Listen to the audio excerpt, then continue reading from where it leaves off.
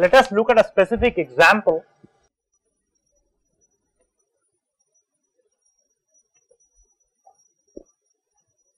So there is a composite slab, and one end of this slab is maintained at no flux condition, that is adiabatic conditions, and the length is specified as 50 millimeters and 20 millimeters. So that is the thickness of the slab, and let us say that the Q dot A and Q dot B are the volumetric generation of heat in these two slabs, and if Ka and Kb are the corresponding conductivities, and if water is flowing outside, okay, water is flowing outside with at a temperature of 30 degrees C, and the heat transport coefficient is 1000 watt per meter square Kelvin, okay, that is the heat transport coefficient, and you can throw in some numbers. So if the temperatures are specified as T0, T1 and T2, so if Q dot A is 1.5 into 10 power 6 watt per meter cube, and Ka thermal conductivity is given by 75 watt per meter Kelvin, and if Q dot B is 0, which means that there is no heat generation in the second slab, and if conductivity is given by 150 watt per meter Kelvin. Okay. So we need to find the temperatures.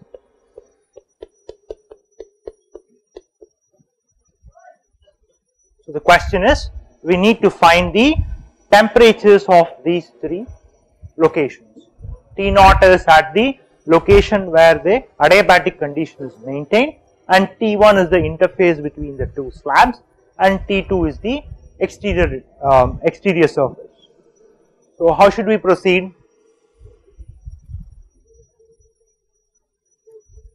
Yeah, write the balance equation for both, but can we do better than that?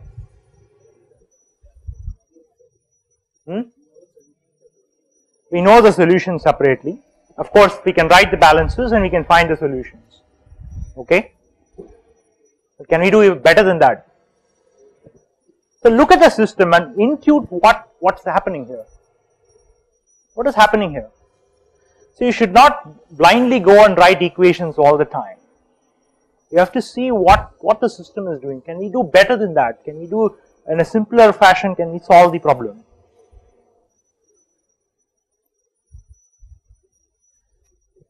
So what is happening at this interface? Yeah, heat flux is same because whatever heat that is being transported from slab A is being transported to slab 2 at that interface. Okay, what is the flux at that interface?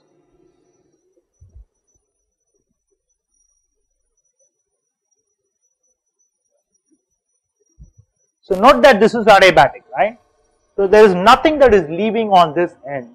So whatever heat that is being generated should actually be the flux at which the heat is being, the total amount of heat that is generated because of the heat generation term must be transported only in one direction, right?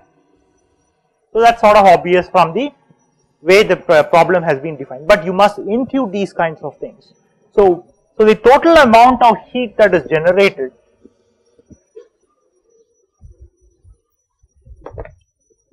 so Q dot A into the volume of this slab A, which is, let's say if this is L1, length L1, we'll put the numbers later.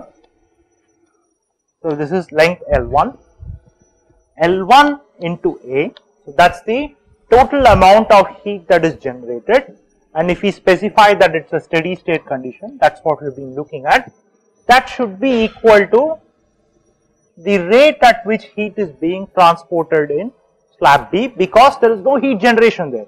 So whatever comes in here has to go out if the steady state condition has to be maintained, and that should be equal to H into T2 minus T infinity, right? Very simple. So because there is constant heat transfer rate in slab B, because QB dot is 0, the heat transfer rate is constant. Therefore, whatever heat that is actually flowing at this interface, whatever rate at which heat is being flowing from at this interface, excuse me, should be transported at this interface if you have to maintain steady state conditions. Therefore, Q dot into L1 into A should be equal to H into A, right. So that is rate, we are looking at rate, not flux, right. So we know what Q dot A is. So this means Q dot A into L1 should be equal to H into T2 minus T infinity. So we know Q dot A, we know T infinity, we know the heat transfer rate, so we can find out what T2 is, right. And so that will be Q dot A into L1 by H plus T infinity. So if I throw in the numbers, it will be 30 plus 273. Watch the units, okay, I am using SI units, into 10 power 6 multiplied by 50 into 10 power minus 3 divided by 1000. So that is approximately 105 plus 273, so that is 105 degrees C. So that is the temperature T2, okay, is that clear to everyone? How do we find T1? How do we find T1? We know that the heat transfer rate is constant and we can simply write resistance network, right. So we know how to write resistance network. So the simply based on resistance network, T1, T2, and that is given by L2 by K2 into A, right. So that is the resistance network and this is Q, right. So can we find T2 from here? No, QB is 0, there is no heat generation in the second slab. So if there is no heat generation in the second slab, you could actually write the resistance network, right. So how do we solve this? We do not know the area, right. So what do we do?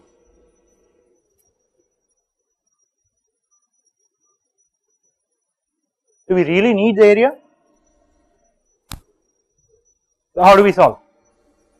How do we draw the resistance network, correct resistance network to find temperature T1? Area, we know Q equal to H into A, right. So there are two ways of doing it. You know what Q is, you could use this resistance network or you can draw overall resistance network also. T infinity 1, call it T infinity, and T1. So you can use either of overall network or you know what Q is and you can find out what the temperature T1 is, okay. So T1 will be, I will just put the numbers, it's very easy to calculate, 115 degrees C. What about T0? How do we calculate T0?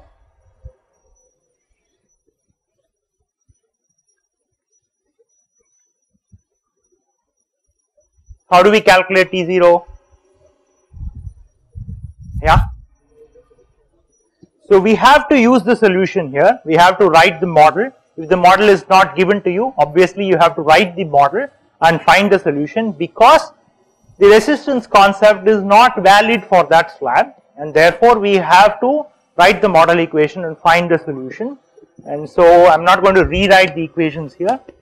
So we solved the equation just now.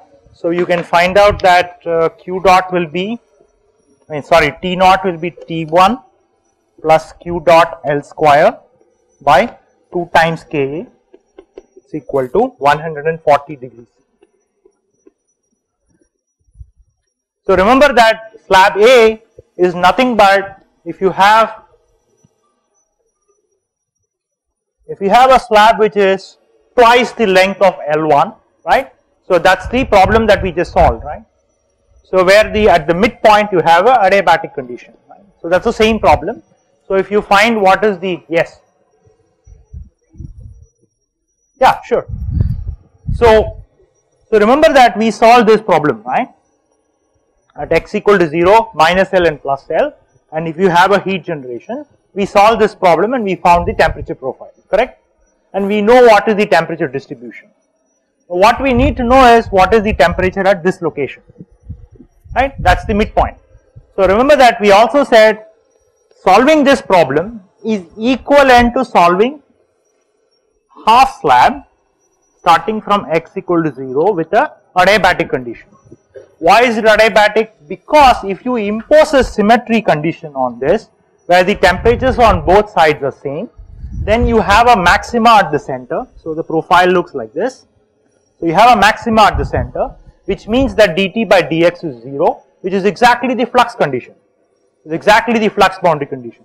So this problem here is as good as solving a problem which is twice the size, and if you get the temperature profile, you can find out what is the temperature at the midpoint, and that's what we solved a few moments ago. So once you know the temperature, this is simply given by this expression here, and you will be able to find out. So remember that the solution is given by, I can give you what the solution is. Yes. Where? Yeah, conduction is included in QB. This is the balance at the interface. So all that is generated. So note that the conduction is happening inside the slab, right? So at the boundary, what comes out of the boundary is the total amount of heat that is generated inside the slab. Of course, it comes through conduction. How does heat come here? Because of conduction inside the slab. But we are looking at what happens at that interface. Because there is no heat that is leaving on the other side, everything has to leave through this side, and so whatever comes here should be the total amount of heat that is transported in the second slab, because there is no heat generation in slab B. Clear?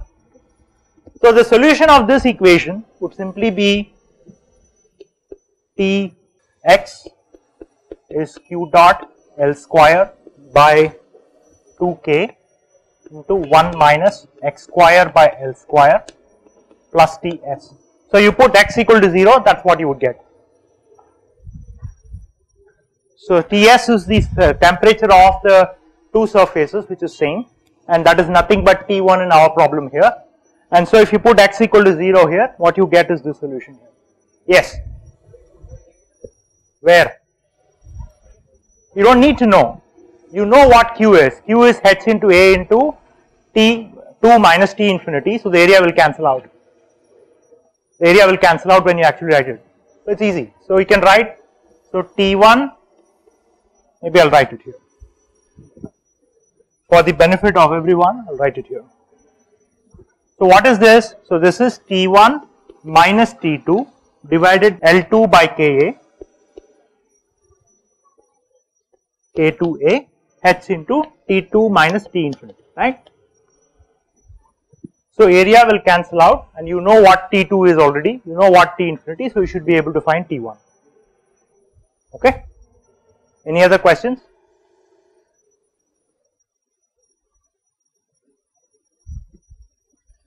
So, I mean, the take home message of this particular example, the reason why I showed this is, you should not blindly just go and write equations for a given problem. You should first intuit what is happening in the problem.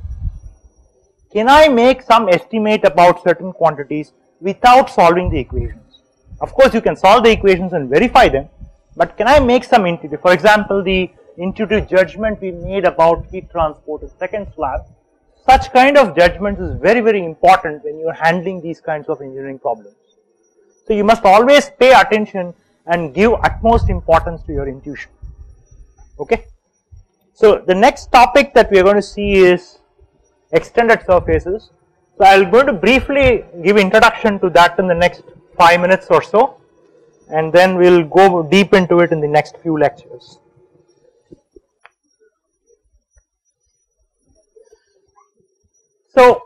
So far we said by Newton's law of cooling, we said that Q equal to H A into, let us say, the surface temperature minus the temperature of the fluid to which the heat is being transported.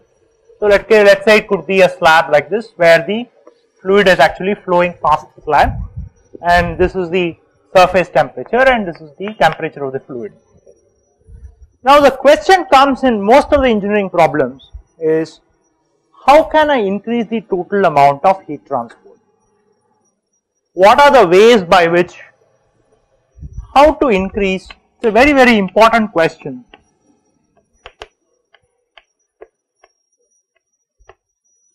How to increase Q? So the purpose of heat transport is basically to transport heat from one location to another. So the better I can do, the better placed I am, right? So if I can design a system which can transport heat better, then obviously I am much better placed. So if you look at these three quantities here, so if I call this as delta T, okay, some temperature difference. So I can rewrite it as H into A into delta T. So the net heat transfer rate depends upon three quantities, right? One is the heat transport coefficient, the other one is the area of heat transport, and the third one obviously is the temperature difference. So these are the three quantities that needs to be tweaked. So if you want to increase heat transfer rate, you can increase either of them individually, or you can increase multiple of them, right? Many of them simultaneously. If you are able to increase, then you are going to increase the total amount of heat that is transported. Okay. So when we discuss convection, we are going to look at how to play with the heat transport coefficient, what are the methods by which heat transport coefficient can be estimated, and what are the factors on which the heat transfer coefficient depends upon, and how to increase them is what we will see for most of the convection chapter. Okay. So now what we are going to see is how to increase the area of heat transport and thereby increase the net heat transfer rate. So one way to do that is what is called the extended surfaces, or in classical literature it is also called as fins. Okay. So there are several equipments where fins are being placed in order to increase the heat transport. For example, in the radiators in car, where you want to dissipate the heat as soon as possible, which means you need to have a very high heat transport. So in order to increase the net heat transport, you design a system which has very high surface area, and in fact the way it is done is, so the fin sort of looks like this.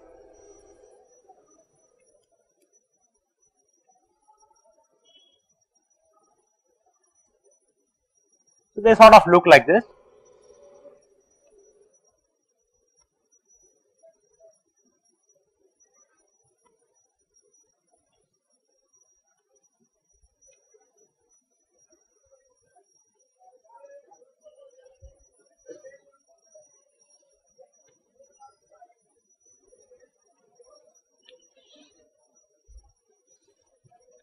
So you have a base here, okay. So there is a base system which is maintained at a certain temperature. So supposing if the temperature of the base surface is Ts, okay. Now you want to increase the heat transport from the base to the fluid which is circulating around, okay. So there is a fluid which is flowing here, it could be any fluid. In case of car radiators, it is basically air which is being circulated. So you want to maximize the amount of heat that is transported from this surface to the fluid. So the way to increase the heat transfer area is you create a thin protruding surfaces like this, and so you have heat transfer occurring from the upper and the lower part of this protrusion that comes out of the surface. And so you can have many such protrusions, and each of these protrusion is what is called as a fin. So you have now added some extra area for heat transport, and that is how you enhance the net amount of heat that is being transported. Now if you look at it, this is a slightly different problem than what we had dealt with so far. So compare this kind of a structure with the structure that we had dealt with so far. So where the fluid which is flowing is actually at the outer end of the system that you are dealing with, and the flow of heat is actually in the direction perpendicular to that of the fluid flow, right.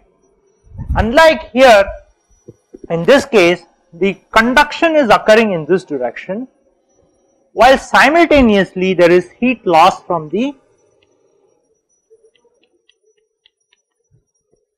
surfaces, right. So here there is no simultaneous conduction of heat and heat loss from the surface, while in the extended surface you have now introduced a system where there is simultaneous conduction of heat and also loss of heat to the fluid which is surrounding it. So in this sense it is a slightly different problem, and we are going to see how to account for these kinds of systems. So in fact that answers one of the questions he asked a short while ago. What about heat loss from the system? So here we are going to account for simultaneous loss of heat from the solid which is actually conducting heat in one direction. So this is what we are going to see for the next couple of lectures, and how to quantify heat transfer process and how to find out the net amount of heat that is transferred from these kinds of systems.